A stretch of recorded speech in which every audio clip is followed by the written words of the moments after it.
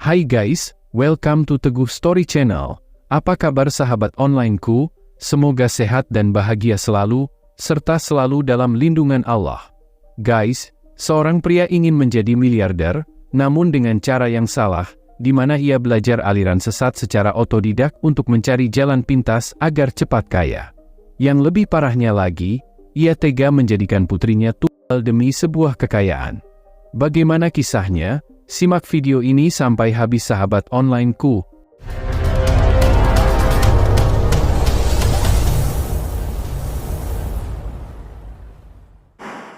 Kabupaten Serang merupakan bagian dari wilayah Provinsi Banten, tepatnya di Kampung Cibarugbug, Desa Citaman, Kecamatan Ciomas, Kabupaten Serang, Banten. Tinggal sepasang suami istri bernama Agus berusia 30 tahun, dan istrinya bernama Herawati berusia 26 tahun. Pasangan suami istri ini sudah dikaruniai 2 orang anak. Anak pertamanya tidak diketahui secara pasti, sebab tidak ada berita yang menyebutkan tentang anak pertama mereka, sedangkan putri kedua mereka bernama Nurlaila berusia 3 tahun. Di tempat tinggalnya, Agus dikenal sebagai sosok yang kurang bergaul dengan tetangga sekitar. Beda dengan keluarganya, Agus masih bisa mengobrol ataupun apa saja, akan tetapi dengan tetangga atau warga lainnya, Agus jarang sekali berkumpul walau hanya sekedar ngobrol. Namun setiap ada hajat atau ada acara apa di tempat tinggalnya, Agus masih hadir dalam acara tersebut, walau kurang interaksi dengan warga sekitar. Sebagai seorang lelaki, Agus ini adalah seorang pengangguran, dan yang menjadi tulang punggung keluarganya yakni istrinya Herawati, yang bekerja menjadi buruh harian. Tidak diketahui secara pasti apa alasan Agus berhenti bekerja, namun sebelumnya Agus bekerja sebagai buruh tani petik kelapa, hingga akhirnya ia memilih untuk berhenti bekerja dan menjadi pengangguran. Bahkan, setiap harinya ia hanya menghabiskan waktunya hanya untuk ngopi ataupun sekedar berkeliling kampung yang entah apa tujuannya tidak jelas.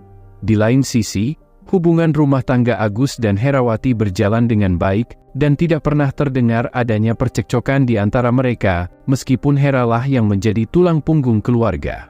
Kepada saudaranya, Agus selalu curhat dan bercerita tentang bagaimana caranya bisa menghasilkan uang, agar bisa menghidupi keluarganya. Saudara Agus tersebut mengutarakan, jika ingin punya uang ya harus kerja, kalau tidak kerja bagaimana bisa punya uang. Selama menganggur, sehari-harinya Aguslah yang menjaga anaknya, sementara sang istri bekerja.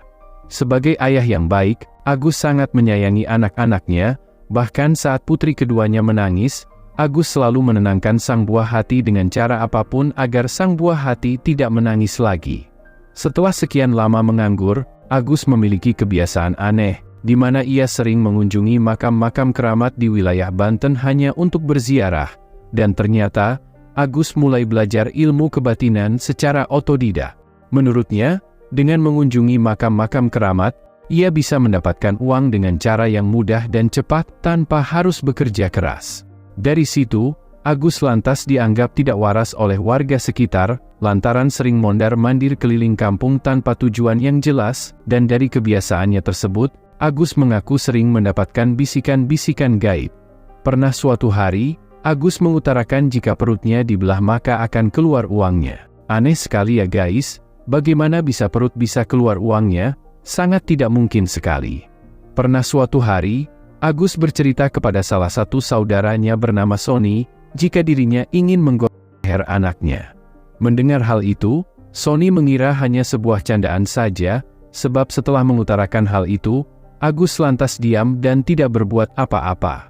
Sony mengira, Agus mengutarakan hal itu lantaran stres karena tidak memiliki pekerjaan dan penghasilan.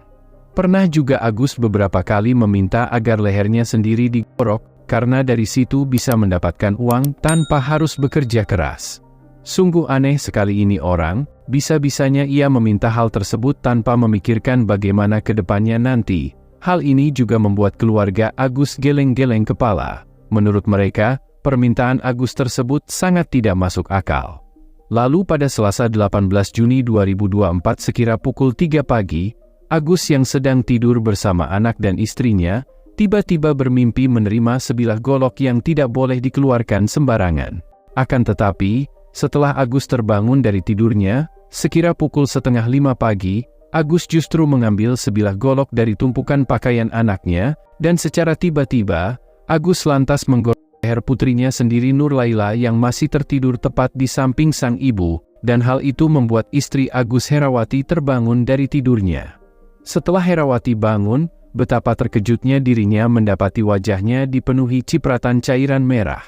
Sontak Herawati pun lantas berteriak histeris meminta tolong, yang akhirnya hal tersebut membuat heboh keluarga serta tetangga sekitar. Orang-orang yang mendengar teriakan Herawati pun lantas terbangun dari tidurnya, dan segera memeriksa apa yang sebenarnya terjadi.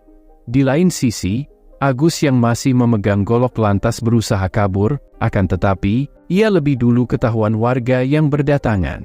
Beberapa warga juga sempat mengejar Agus, namun ia berhasil lolos dari kejaran warga dan bersembunyi. Sementara itu, Nurlaila juga segera dilarikan ke puskesmas terdekat, tapi sayangnya, Nurlaila tidak bisa diselamatkan. Beberapa warga yang mengejar Agus tadi, berhasil menemukan keberadaan Agus di daerah Padarincang Kabupaten Serang, akan tetapi mereka tidak berani berbuat apa-apa, sebab Agus masih memegang golok yang berlumuran cairan merah. Para warga pun lantas melaporkannya kepada pihak kepolisian. Lalu pada pukul 9 pagi, pihak kepolisian berhasil mengamankan Agus yang bersembunyi di kebun karet di Kampung Jenaka, Desa Ciherang, Kecamatan Gunung Sari, Kabupaten Serang, dan Agus pun lalu dibawa ke kantor polisi untuk dilakukan pemeriksaan lebih lanjut.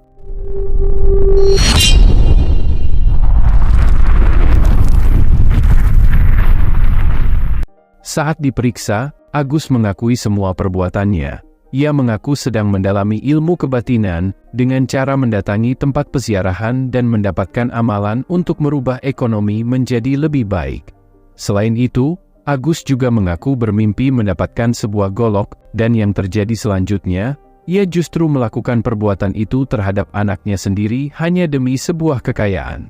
Meskipun begitu, Agus mengaku tidak memiliki niat untuk membantai seluruh keluarganya, meski di dalam kamar tersebut ada istri dan 2 anaknya.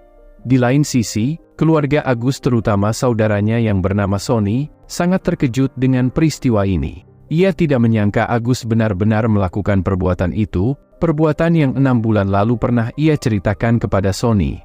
Beruntungnya saat itu, Sony berhasil menyadarkan Agus akan tindakannya tersebut, namun kali ini ternyata Agus benar-benar melakukannya.